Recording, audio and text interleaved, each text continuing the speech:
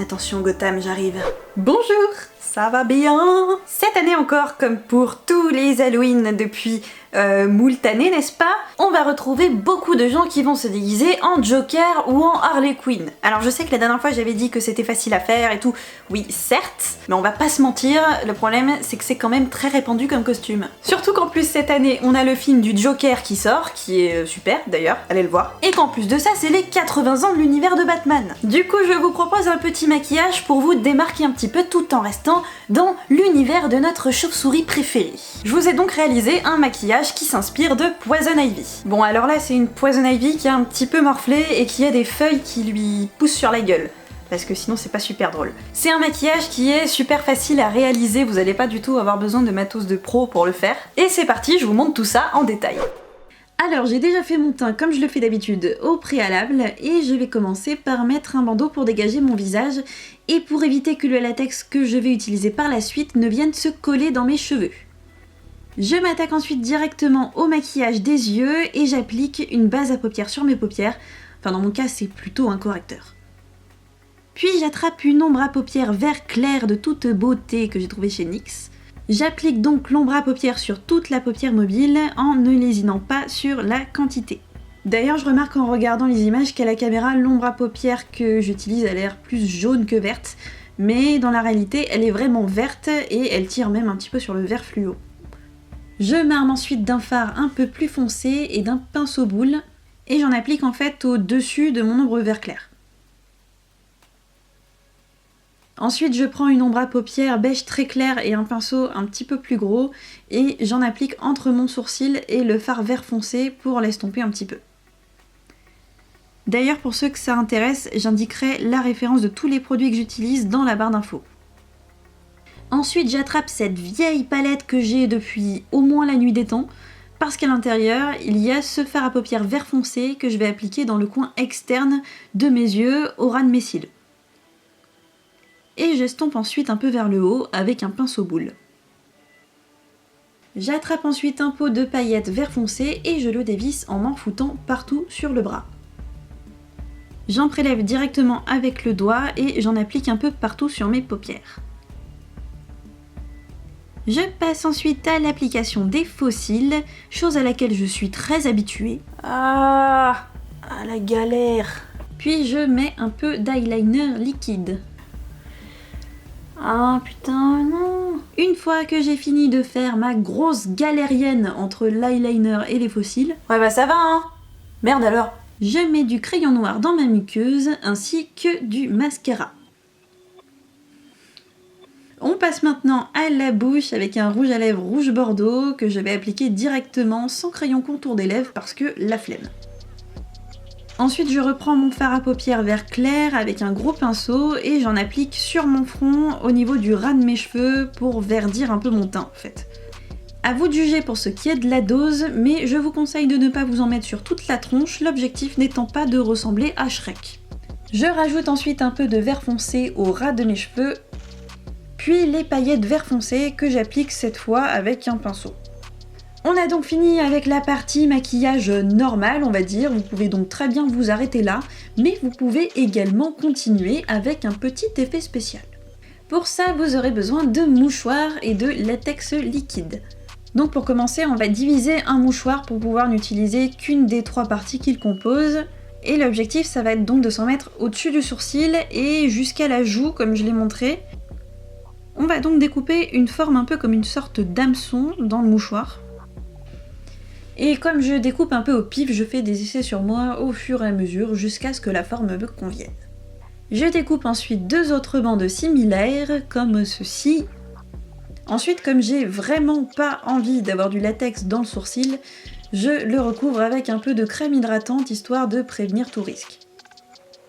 Puis je m'empare de mon tube de latex et j'en mets un peu sur mon doigt pour en appliquer au-dessus de mon sourcil et sur ma joue comme je l'avais montré au préalable.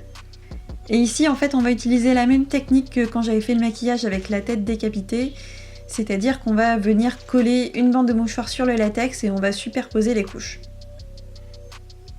Je colle bien les extrémités pour être sûre que ça rebique pas et je remets une couche de latex sur le mouchoir en faisant toujours hyper gaffe à ne pas m'en mettre ni dans le sourcil ni dans les cheveux pour ne pas souffrir au moment du démaquillage.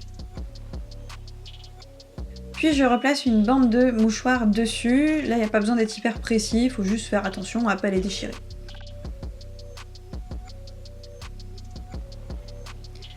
Je répète ensuite l'opération une troisième et dernière fois, donc en remettant du latex et la dernière bande de mouchoir par-dessus.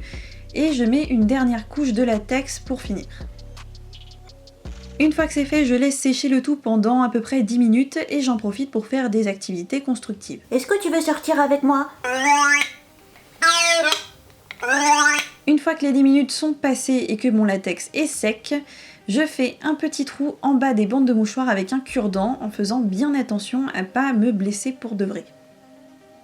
Et ensuite je prends un petit ciseau et à partir du trou que j'ai fait, je vais remonter jusqu'en haut des bandes de mouchoir pour créer un genre de fente en faisant toujours gaffe à ne pas me couper.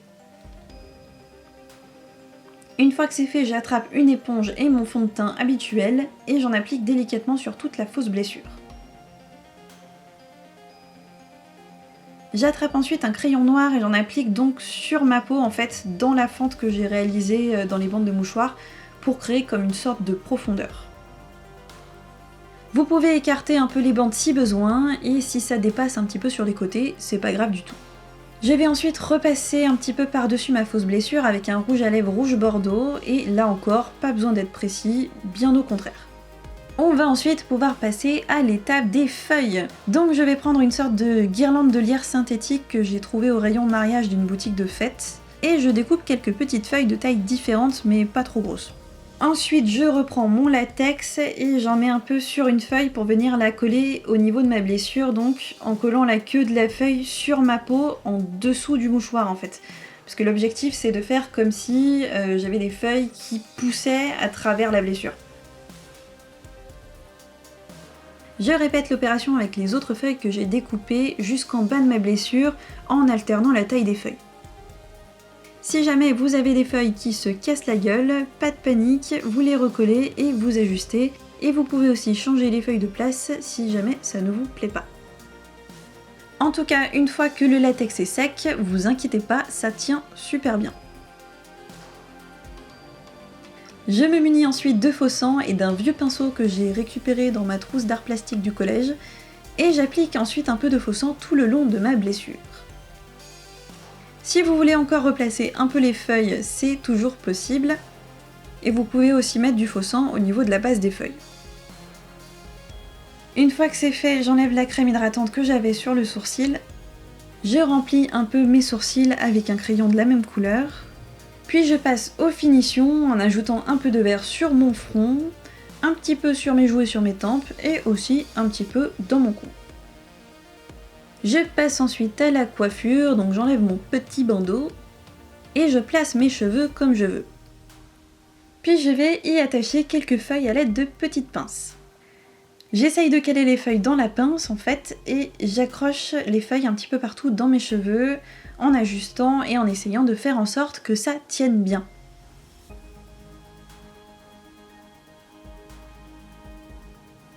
Voilà! À nous deux, Batman. Par contre, je crois que mon dernier poison a un petit peu foiré. Et voilà, c'est terminé pour ce maquillage de Poison Ivy. J'espère que ça vous aura plu. En tout cas, moi, je me suis beaucoup amusée à le faire. Ça fait un petit moment que je voulais faire un maquillage de Poison Ivy. Si cette vidéo vous a plu, n'hésitez pas à la liker, à la partager autour de vous, à vous abonner, si c'est pas déjà fait, évidemment. N'hésitez pas à laisser un petit commentaire sous cette vidéo. Moi, je vous laisse parce que j'ai un homme chauve-souris à aller empoisonner et je vous dis à la prochaine pour une nouvelle vidéo.